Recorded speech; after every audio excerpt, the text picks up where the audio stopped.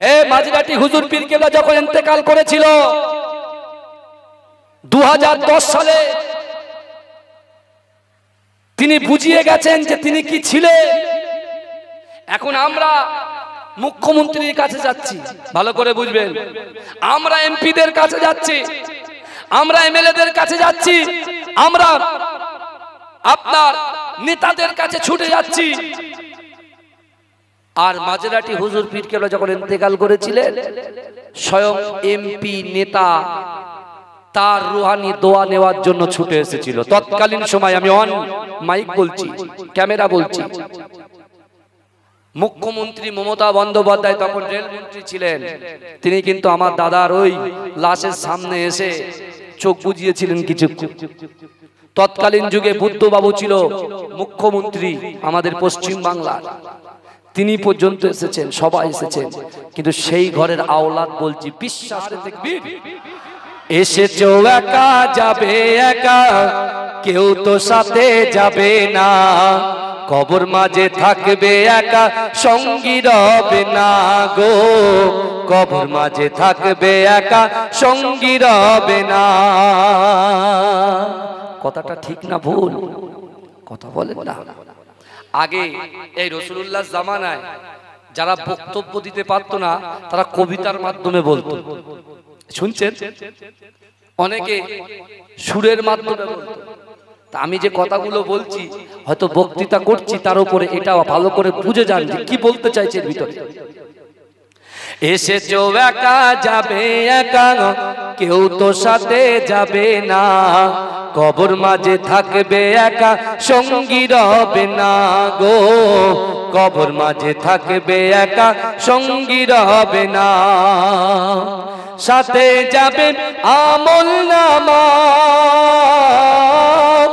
আর তো কিছুই রবে না, গহীন গড়ে যেতে হবে, ওটাই আসল ঠিকানা, কবর মাঝে থাকবে একা, সঙ্গী রবে না গো, কবর মাঝে থাকবে একা, সঙ্গী রবে না। কথা ঠিক না ভুল বাবাজি? কথা ঠিক না ভুল? তাহলে আপনার এই বক্সের আওয়াজগুলো শুরু করো তো, কানে লাগছে, এই বক্সের আওয়াজটা শুরু করো আমার বাবাজিরা, ভালো করে বোঝেন। তাহলে বিশ্ব নবী রাসূল সাল্লাল্লাহু আলাইহি ওয়াসাল্লাম বলে দিলেন, দুটো জিনিস তোমাদের, তিনটে জিনিসের ভিতরে দুটো, এক সন্তান যাবে, দুই কি যাবে বলে, অর্থ সম্পদ যাবে, সম্পত্তি যাবে। আর ভাই জানেরা, এ নবী পাকের উম্মত উম্মতিরা, এ নবী দেওয়ানারা, বিশ্ব নবী রাসূলুল্লাহ সাল্লাল্লাহু আলাইহি ওয়াসাল্লাম ওই সময় সাহাবাদেরকে বলেছিলেন, এ আমার সাহাবারা, আমি রাসূলুল্লাহ তোমাদেরকে জানিয়ে দিলাম, যারা শরীয়তকে মান্যতা দেয়, যারা নামাজ আদায় করে, কোরআন তেলাওয়াত করে, ভিক্ষুকদের অন্ন খাওয়ায়, না না না, সন্তানের হক আদায় করে, স্বামীর হক আদায় করে, স্ত্রীর হক আদায় করে, গ্রামবাসীর হক আদায় করে, এই জান্নাতের বাগানের জন্য, এই জলসার জন্য যারা গচ্ছিত সম্পদ গুলো তিল তিল করে দান করে দেয়, না না না, আমি রাসূলুল্লাহ বলছি, আজকে এই জলসার জমিনে আমার শিমুলিয়া গ্রামের যে সকল যুবকেরা, নারীরা, পুরুষেরা এই জান্নাতের বাগানে বসে বসে ওয়ায়ুসাব্বিহুনাকা ওয়ায়ুহাম্মিদুনাকা ওয়ায়ুকাব্বিরুনাকা, যারা সুবহানাল্লাহ বলছে,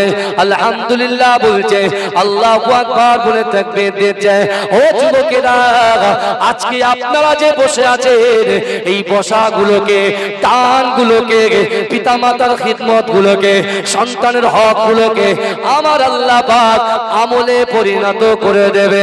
ও যুবকেরা, বিশ্ব নবী রাসূলুল্লাহ সাল্লাল্লাহু আলাইহি ওয়াসাল্লাম সাহাবাদেরকে বললেন, ওই কবর পর্যন্ত তোমার সন্তান যাবে, তোমার সম্পত্তি যাবে, আল্লাহ পাক এই আমলটুকু তোমার কবর পর্যন্ত পৌঁছে দেবে। জোরে বলুন না সুবহানাল্লাহ।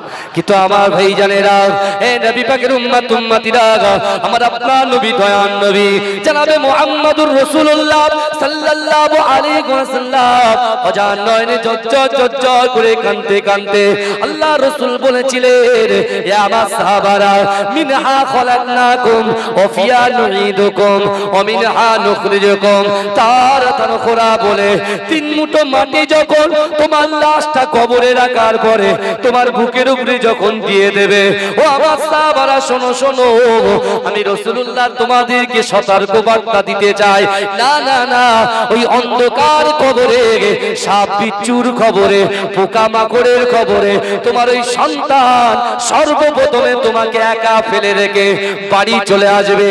ও যুবকেরা ভাইরা, যে সম্পত্তি ক্রয় করার জন্য, সে সম্পত্তি একাট্টা করার জন্য আমরা শরিয়াত ছেড়ে দিয়েছি, কোরআন ছেড়ে দিয়েছি, পিতামাতার মুহাব্বত ছেড়ে দিয়েছি। ও যুবকেরা, ওই সম্পত্তি তোমার অন্ধকার কবরে একা রেখে দিয়ে তোমার সন্তানের পিছন পিছন বাড়ি চলে আসবে। কিন্তু ও যুবকেরা, আজকে যারা এই জলসার জন্য দান করেছে, আজকে যারা এই জলসার জন্য শ্রম দিয়েছে, আজকে এই জলসার জন্য যারা বুদ্ধি দিয়েছে, ও যুবকেরা, আজকে এই জলসার জন্য যারা দান খায়রাত করেছে, জান্নাতের বাগানে সময় দিচ্ছে, আল্লাহ পাক আপনার এই সময়টাকে আমলে পরিণত করে দিয়ে, ও যুবকেরা, ওই কবরে যখন মুনকার নাকিরের সওয়াল জবাব শুরু হয়ে যাবে, আমার আল্লাহ পাক এই আমলটুকু ওই কবরের ভিতরে ঢাল স্বরূপ পাঠিয়ে দেবে। জোরে বলেন না সুবহানাল্লাহ, চিৎকার দিয়ে বলুন না সুবহানাল্লাহ। নারে তাকবীর, নারে তাকবীর। আমার ভাইরা, আমার ভালো করে একবার ভাবো, আল্লাহ পাক রব্বুল আলামিনের নবী আমাদের ভালাই জন্য আমার রাসূলুল্লাহ এই হাদিসটা সাহাবাদেরকে শুনিয়েছিলেন।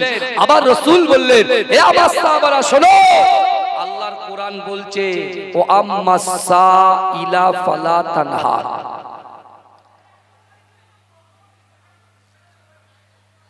কি হলো রে বাবা, কোনো হই হই হচ্ছে কেন? এত কোন এমপি টেমপি এসছে নাকি? এ কথা বলে নরেন্দ্র দামোদর দাস মোদি এসছে নাকি রে? তোরা হচ্ছে কেন? হ্যাঁ, রাস্তাটা ছেড়ে দিয়ে এখানে চলে আসেন, ভিতরে অনেক জায়গা আছে, কেন রাস্তায় বসবো? বুঝতে পারছেন না? রাস্তা ছাড়েন না কেন? মানুষকে কষ্ট দিচ্ছেন।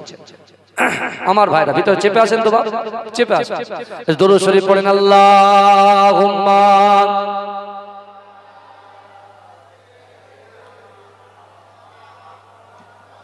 ফিডব্যাকটা দিলে, ফিডব্যাক একটা হালকা ফিডব্যাক দিলে আছে, কিন্তু একটু কানে লাগছে, অতিরিক্ত কাছাকাছি।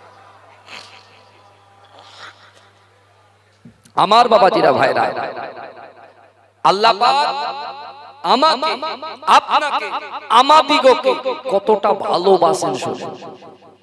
আল্লাহ বললেন, শিমুলিয়ার যুবকেরা, শিমুলিয়ার নারী পুরুষেরা, তোমরা যদি আমি আল্লাহর কথা শোনো, আমি আল্লাহ তোমাদের কথা শুনবো। জোরে বলেন, বুঝতে পারছেন না?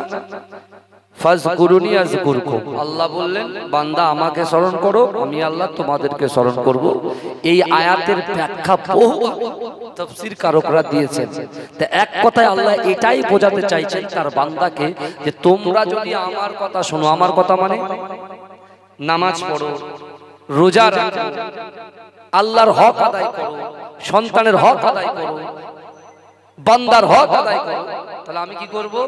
তোমরা যেটা চাইবে আমি আল্লাহ সেটা কবুল করে নেব। জোরে বলেন। আল্লাহ আবার বললেন, বান্দা আমি আল্লাহ তোমাদেরকে বলি, তোমাদেরকে কতটা ভালোবাসি তোমরা কল্পনা করতে পারবে না। বাবাজি, আল্লাহ যে কতটা ভালোবাসে আপনি দেখেন না, এই ইন দা বাউন্ডারির ভিতরে, জান্নাতের বাগানের ভিতরে আমরা অনেকে নামাজ পড়ি না, অনেকে রোজা রাখি না, অনেকে বহু গুনাহ করি। সে গীবত হোক, পরচর্চা হোক, পরনিন্দা হোক, চোখের জেনা হোক, হাতের জেনা হোক, জবানের কুটুক্তি হোক, কত কিছু গলত গলত পিকচার ভিডিও থেকে শুরু করে এ টু জেড সব বিবেক তো আল্লাহ দিয়েছে, আমরা বুঝি আমরা কেমন সেটা আমার বিবেক জানে আমি কেমন। কথা ঠিক না? কথা বলে। কিন্তু আল্লাহ বলছে বান্দা আমি আল্লাহ তোদেরকে কতটা ভালোবাসি, তোমরা গুনাহগার খাতাকার সিয়াকার হওয়া সত্ত্বেও আমি আল্লাহ জান্নাতে আজকের দিনে তোমাদের স্থান দিয়েছি। জোরে বলুন, জোরে বলবেন না? আর আমরা কি, আমরা এসেছি, আমরা জানি আমরা নামাজ পড়ি না, রোজা রাখি না, কিন্তু তারপরে এসে আমরা একটু সুবহানাল্লাহ আলহামদুলিল্লাহ বলে চলে যাই, কিন্তু একবারও রিয়েলাইজ করি না এই জায়গায় বসে, একবারও ভাবি না যে আমার কে আল্লাহ, আমি গুনাহগারকে এই জান্নাতের বাগানে স্থান দিয়েছে, মানে আল্লাহ আমাদেরকে একটা বার্তা দিয়েছে। কি বার্তা?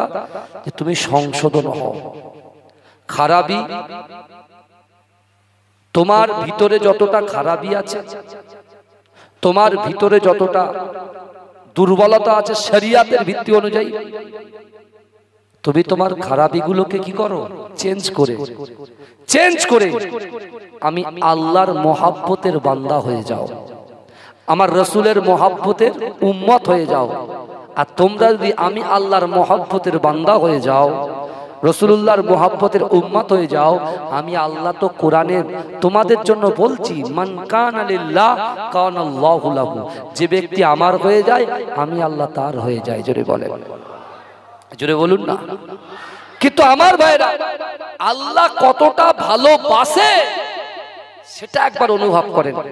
মা বাবা আমাদের ভালোবাসে, তা মা যেমন ভালোবাসে মায়ের থেকে 70 গুণ বেশি আল্লাহ তার বান্দা বান্দিকে ভালোবাসে। জোরে বলেন, জোরে বলবেন না? আমার ভাই জানেরা, এ নবী পাকের উম্মত উম্মতিরা, এ নবী দেবানারা, একটু ভালো করে বোঝার চেষ্টা করেন। আপনার বাড়িতে 2 বছরের একটা বাচ্চা আছে, ও যুবকেরা, ও আমার আম্মা জানো বোনেরা, আপনার পীরের আওলাদ ভুলে গেলাম না, না না, আপনার বাড়িতে 2.5 থেকে 2 বছরের একটা বাচ্চা আছে, সবে মাত্র হামাগুড়ি দিতে শিখেছে। কিন্তু না না না, আপনার উঠানের সামনে বড় একটা পুকুর আছে। ও যুবকেরা, ভাইরা, মায়েরা, একটু ভালো করে বোঝার চেষ্টা করেন।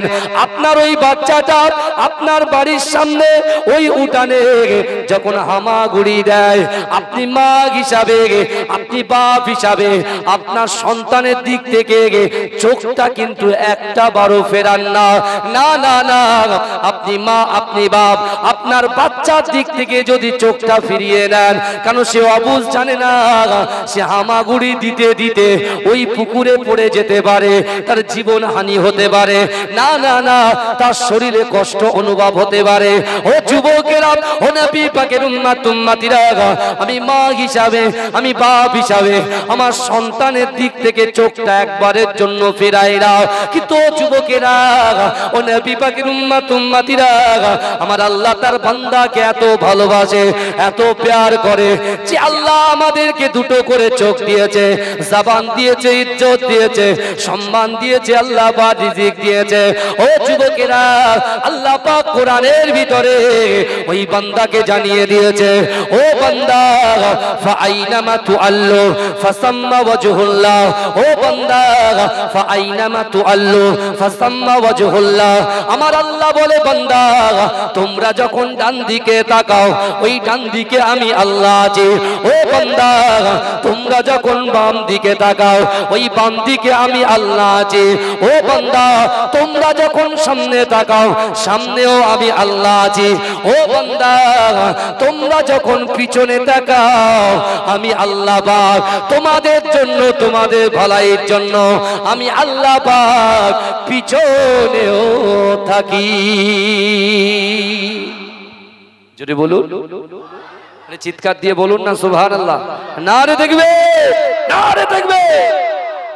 আমার ভাইরা চিন্তা করে আপনি কোথায় লুকাচ্ছেন, কাকে লুকাচ্ছেন?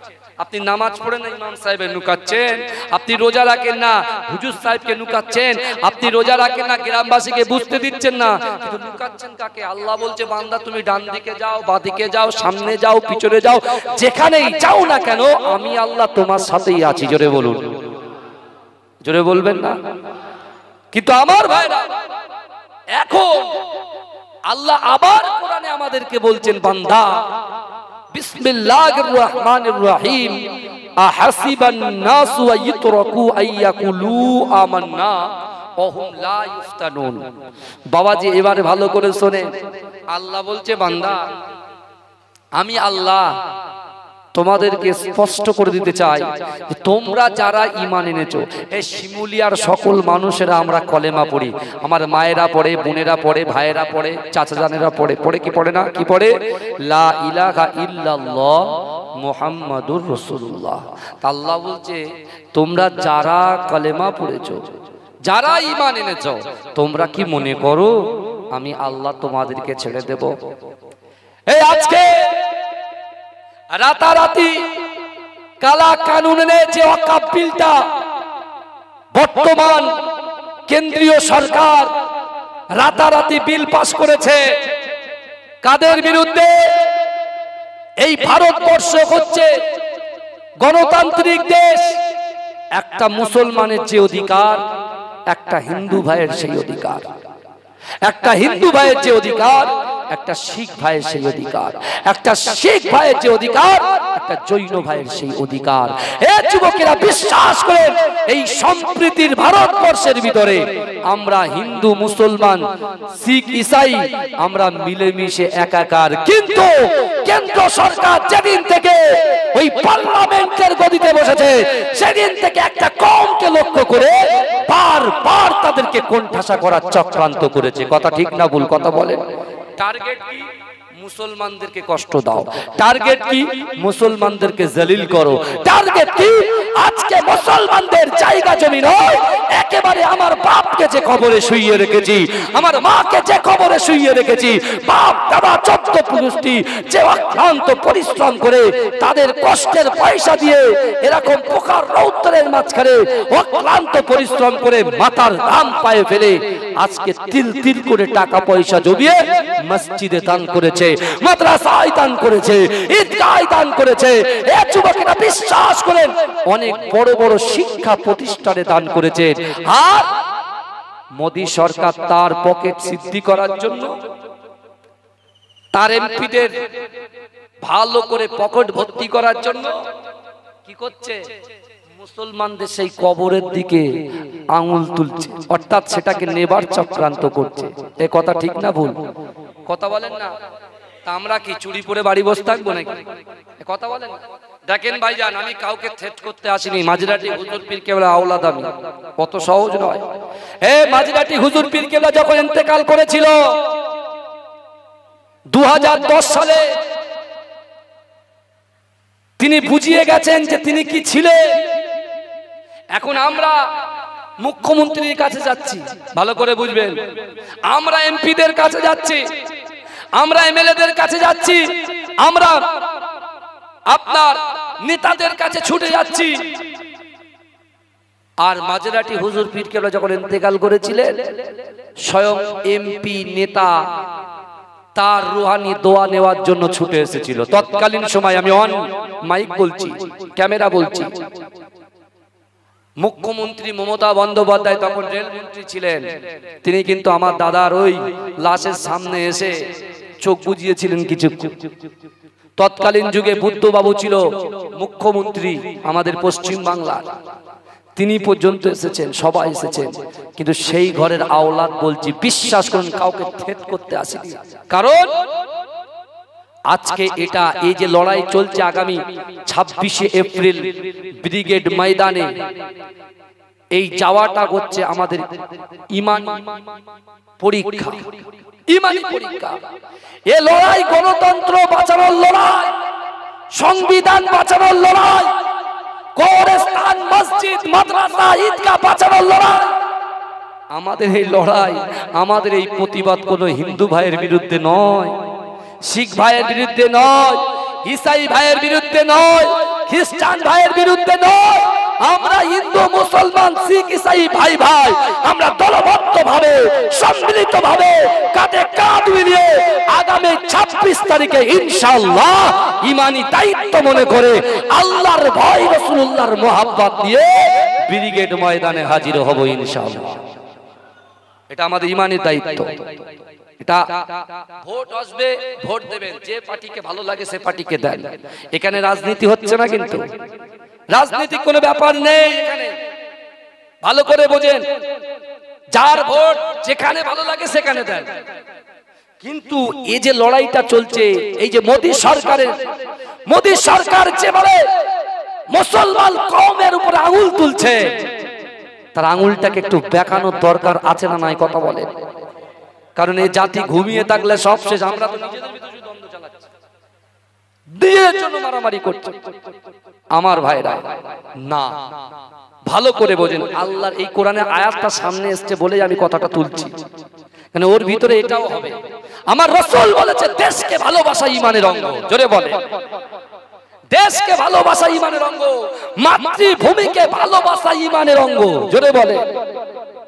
আমি তো মোদী সরকারকে বারবার বলি, আপনার যদি এই ভারতবর্ষের উন্নয়নের জন্য যদি অর্থ দরকার হয়, আপনি বলেন শিমুলিয়া গ্রামের প্রত্যেকটা যুবককে নিয়ে এই ভারতবর্ষের উন্নতির জন্য প্রত্যেক বাড়িতে বাড়িতে গিয়ে অর্থ কালেকশন করে আপনার কাছে পাঠিয়ে দেব। এই ভারতবর্ষের উন্নতির জন্য, শিক্ষা স্বাস্থ্যের জন্য, মানুষের কাজের জন্য যদি রক্ত লাগে, আমরা সবাই রক্ত দিতে রাজি আছি। কিন্তু ভারতবর্ষকে আদানি আম্বানির কাছে বিক্রি করবেন? আমার বাপ দাদারা কষ্ট করে, আপনার বাপ দাদারা কষ্ট করে, মেহনত করে যে জমি জায়গাগুলো মাদ্রাসায় দান করেছে, ফি সাবিলিল্লাহ করে গেছে, আর আপনি সুদ বেরোবে আস্তে আস্তে ক্ষমতার পাওয়ার দেখিয়ে আপনি মুসলমানদের ওই বাপ দাদার সম্পত্তিটাকে নিজের সম্পত্তি করার যে চক্রান্ত করবে, এ চলছে না, চলবে না। এটা আমরা বাঁচতে, আমাদের ভিতরে জীবন থাকতে আমরা এটা মেনে নিতে পারবো না। এই কথা ঠিক না ভুল? কথা বলেন না, অত সহজ নয়। আমরা তিরঙ্গাকে ভালোবাসি, দেশের পতাকা আমাদের হাতে থাকা দরকার, অত সহজ নয়, অত সহজ নয় আমার সোনার ভাইরা। তাই আল্লাহ কোরআনে বলছেন আহাসিবান নাসু ওয়া ইতরাকু আইয়াকুলু আমান্না ওহুম লা ইফতানুন। আল্লাহ বলছে বান্দা, তোমরা যারা ঈমান এনেছো, তোমরা কি মনে করো আমি আল্লাহ তোমাদেরকে ছেড়ে দেব? ওহুম লা ইফতানুন, আমি আল্লাহ কি তোমাদের পরীক্ষা করব না? এই পরীক্ষা অর্থের দ্বারা আল্লাহ করতে পারে কি ভাই? ঠিক তো? এই পরীক্ষা আপনার স্ত্রীকে দিয়ে পরীক্ষা করতে পারে, এই পরীক্ষা স্বামীকে দিয়ে পরীক্ষা করতে পারে, এই পরীক্ষা গ্রামবাসীকে দিয়ে পরীক্ষা করতে পারে। ভালো করে বোঝেন, এই পরীক্ষাটা মা বাপকে দিয়ে আল্লাহ পরীক্ষা করতে পারেন। এই পরীক্ষাটা আজকে আল্লাহ পাক রব্বুল আলামিন এই জালসার মাধ্যম দিয়ে পরীক্ষা করতে পারেন। ভালো করে শোনেন। যেমন আল্লাহ পাক নবীদেরকে পরীক্ষা করেছিলেন, নবীদেরকে পরীক্ষা করেছিলেন, সাহাবাদেরকে পরীক্ষা করেছিলেন। বাবাজি, আল্লাহর রাসূলের জামাতা শেরে খোদা আলী রাদিয়াল্লাহু তাআলা আনহু, তিনি দিন প্রচার করতে গেছেন, ইসলামের বাণী মানুষের কাছে বন্টন করতে গেছেন। বাড়িতে এসে দেখছেন হাসান হোসেন সাইডে পড়ে ছটফট ছটফট করছে। আম্মাজান ফাতেমাতুজ জোহরা জান্নাত রানী, যিনি হবেন আমার মা বোনেদের কাল কিয়ামতের মাঠে জান্নাতের বাগানের ভিতরে নারীদের সরদারিনী। জোরে বলেন, জোরে বলবেন না? আম্মাজান খাদিজাতুল কুবরা রাদিয়াল্লাহু তাআলা আনহা, তিনি আলী হুজুরের সামনে গিয়ে ফুপিয়ে ফুপিয়ে কাঁদছেন আর বলছেন, ও আমার স্বামী আলী, আপনি শোনেন না, আমার দুই বাচ্চা আপনি ইসলামের জন্য গিয়েছেন দিনের দাওয়াত দিতে, আমার কোনো আপত্তি নেই, কারণ আমার আব্বা তার 63টা বছর জিন্দেগিতে, তার জিন্দেগিতে একটা বারের জন্য উম্মতে মুহাম্মাদিকে ভুলে যায় নাই। জোরে বলেন। তিনি যখনই নামাজের পার্টিতে গেছেন তখনই উম্মতের জন্য কেঁদেছেন, তিনি যখনই কোরআন তেলাওয়াত করেছেন সেখানে উম্মতের জন্য কেঁদেছেন, রাসূল কবরের সামনে গিয়ে জান্নাতুল বাকিতে গিয়েও উম্মতের জন্য ক্রন্দন করেছেন। জোরে বলেন। তাই আমার আব্বার দিনের জন্য, শরিয়াতের জন্য আপনি গিয়েছেন, কিন্তু আমার দুই বাচ্চা খেতে পাচ্ছে না, তাদের কাছে কিছুই নাই, আমার বাড়িতেও কিছু নাই। এখন এই হাহাকার সময়ে আমি ফাতেমা, আপনার পরিস্থিতি আমি বুঝি, আপনি তো আমার স্বামী, আপনারও তো কাজ নাই, কিছু নাই, তাই আমি মনে করছি আমার একটা ওন্না আছে, এই ওন্নাটা যদি বিক্রি করে, যদি আপনি এই ওন্নাটা বিক্রি করে আমার হাসান হুসাইনের জন্য কিছু নিয়ে আসতেন, কিছু নিয়ে আসতেন, তাহলে আমার বাচ্চা দুটোর মুখে আমি অন্ন তুলে দিতে পারতাম। আচ্ছা কোনোদিন ভাবেন তো ভাইয়া, আমার স্ত্রী আমার হাতে তার সোনা দানা তুলে দেবে আর আমি সেটা বিক্রি করে খাবো, সেটা আমরা ছেলে হিসেবে শোভা পাই? কথা বলেন না বাবাজি? হ্যাঁ হ্যাঁ বলেন না বাবাজি। এই অসুবিধা হচ্ছে কারু? অসুবিধা হচ্ছে? তাকবীর দাও তো আমি বুঝে দিই অসুবিধা হচ্ছে কি না হচ্ছে। নারে তাকবীর, নারে তাকবীর। মাসলাকে মুজাদ্দিদ জামান আন্দুলিয়া জালালিবাগ দরবার শরীফ, নারে তাকবীর। আমার ভাইরা ভালো করে বোঝেন, বিশ্বনবী রাসূল সাল্লাল্লাহু আলাইহি ওয়াসাল্লামের জামাতা কি করলেন জানেন? এই আল্লাহ কোরআনে কি বলেছে? অহুম লা ইফতানুন, আমি আল্লাহ পরীক্ষা করব। আলী হুজুর, ফাতেমা আম্মা জানেন আল্লাহ কেমন করে পরীক্ষায় ফেলে দিয়েছে দেখেন। হ্যাঁ, ফাতেমা, মা ফাতেমাতুজ জোহরা নিজের ওন্নাটা আলী হুজুরের হাতে তুলে দিলেন। আলী হুজুর কি করলেন? নিজের বুকের ভিতরে, নিজের স্ত্রী তো জিন্দেগিতে কেউ দেখেনি, বুঝতে পারছেন না? পর্দা পুশিদার সাথে ছিলেন তো। কোন যুবক বলেন, কোন পুরুষ বলেন, মা ফাতেমাতুজ জোহরার ওন্না পর্যন্ত দেখতে পাইনি। জোরে বলুন না, কেমন পর্দা করতেন, কেমন পর্দা করতেন। আলী হুজুর কি করেছে? পুরো এটাকে নিয়ে বুকের ভিতরে ঢুকিয়ে নিয়েছে। ওইদিকে আল্লাহ তো সব দেখছে। আল্লাহ বলছে, বান্দা অহুয়া মাকুম আইনা মা কুনতুম, বান্দা তোমরা যেখানে আমি আল্লাহ সেখানে। জোরে বলবেন না। আলী হুজুর ওন্নাটাকে খুব আদবের সাথে নিজের স্ত্রীকে মহব্বত করে তো, বুঝতে পারছেন না? আর স্বামী স্ত্রীর মধ্যে একটু ঠুকটাক হয়, ওইটাকে আবার বিগ ভাবে নিয়ে গেলেই সমস্যা। যখন দুজনা ঝগড়া হবে, নাই স্বামীকে চুপ করে থাকতে হবে, স্ত্রী যা বলে বলুক, ও বকতে বকতে ঠান্ডা হয়ে যাবে। আর নতবা স্ত্রী চুপ থাকতে হবে, স্বামী বকে বকে ঠান্ডা হয়ে যাবে। বুঝতে পেরেছেন? এটা আপনার নিজের বিবেকের কাছে, বিবেকের ব্যাপার। আপনি দেখেন না, আপনার স্ত্রী তার মা ছেড়ে, বাপ ছেড়ে, তার ভাই ছেড়ে, তার সম্পত্তি ছেড়ে আপনার কাছে এসে পড়ে আছে, হকটা তার বেশি।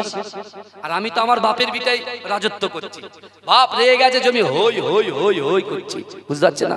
আর তাদের বাপের অংশ তারা পাবে, তাদের ভাইয়ের কাছে গচ্ছিত আছে, কিন্তু তারপরে আপনার ভালোবাসার জন্য, আপনার সন্তানের জন্য তারা পড়ে আছে। তাহলে স্ত্রীরা যদি একটু কিছু বলে, সেটা আমরা বিশাল বড় কিছু করে নেবো নাকি? না, আলী হুজুরের থেকে শিক্ষা নেন। তিনি ওন্নাটা নিয়ে যাচ্ছেন, আল্লাহ বলছে, হে জিবরাইল যাও, আমি আল্লাহ পাক কোরআনে বলেছি, যে আমার জন্য 1 টাকা দান করবে আমি আল্লাহ তাকে 10 বাড়িয়ে দেবো। জোরে বলেন, জোরে বলেন না।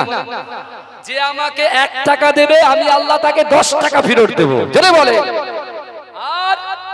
আর মাহে রমজান মাসে আল্লাহ কত বড় অফার দিয়েছে দেখেন। জিও, মুকেশ আম্বানি, নীতা আম্বানি, এই মুসলমানদের জমি টাকা নিয়ে, মুসলমানদের অর্থ সম্পদ দিয়ে ওরা অফার দেয়, আর আমার যুবকরা সেগুলো গিয়ে পুরো দোকান ভর্তি করে মানবে। যারা মোবাইলের দোকানদার আছে, আমার রাগ করবেন না ভাই, আপনার ব্যবসা চলবে, যতটা রিজিক আল্লাহ রেখেছেন রাকিবুলের বরার জন্য আপনার রিজিক কমবে না। বুঝতে পেরেছেন? রিজিক কমবে না। কিন্তু আমরা নীতা আম্বানি, মুকেশ আম্বানি, অনিল আম্বানি, আম্বানি পরিবারের জিওটা প্রথম খুব দিয়েছে। আর ছেলেরা শুধু ফ্রি ফায়ার খেলে খেলে খেলে, তখন ছিল ফ্রি ফায়ার, ছিল ফ্রি ফায়ার না কি ছিল, পাবজি, তখন ছিল পাবজি, বুঝতে পারছেন না? যখন জিও দিয়েছে তখন পাবজি তুলে ছেলেদের কিরা মুখস্থ দেখেছেন? হ্যাঁ, যদি জিজ্ঞেস করা হয় যে 82টা জায়গায় নামাজের কথা কোরআনে বলা আছে, কালবের কথা কয় জায়গায় বলা আছে কোরআনে? একটা মানুষ বলেন তো দেখি, সিনুলিয়ার ভাইরা বলেন। কিন্তু KKR এর প্লেয়ারের লিস্টটা বলেন, চপচাপ করে বলে দেবেন, এক গোড়া থেকে, বুঝলেন না? রাজস্থান রয়্যালস এর প্লেয়ার লিস্টটা বলেন, আমার যুবকরা বলে দেবে। বুঝতে পারছেন না? বুঝতে পারছেন না? গুজরাটের প্লেয়ারের লিস্টটা বলেন, কালকে ইডেন গার্ডেনে কারা কারা খেলেছে। আপনি বলেন, হুজুর এত জানেন কিসের? আমার কাছে তো এমোগুটটা আছে রে ভাই, বুঝতে পারছেন না? এটা তো আছে অ্যান্ড্রয়েড সেট, খুললেই আপনার সবকিছু দেখিয়ে দেয়। বুঝতে পারছেন? এই এআই সিস্টেম, আপনি থাকবেন সেই আপনার 1 কিলোমিটার ওইদিকে, ও টেনে আপনার কাছে নিয়ে চলে আসবে, কিচ্ছু করার নেই। কি বলছেন আপনি? এখন সব সিস্টেম করে দিয়েছে। কিন্তু আমার ভাইরা, একটা জিনিস ভালো করে বোঝেন, আল্লাহ বলছেন বান্দা অহুম লা ইফতানুন, আমি আল্লাহ পরীক্ষা করব। আল্লাহ পরীক্ষা করছেন কাকে? রাসূলুল্লাহ জামাতা শেরে খোদা আলীকে। হ্যাঁ, আর কি বলছেন আল্লাহ? যে কেউ যদি 1 টাকা দেয় আমি আল্লাহ তাকে 10 টাকা ফেরত দেব, আর রমজান মাসে যদি কেউ 1 টাকা দেয় আমি আল্লাহ তাকে 70 টাকা ফেরত দেব। জোরে বলে, জোরে বলবেন না? সে মাসটাকে আমরা ফেলে এসেছি, ওই মাস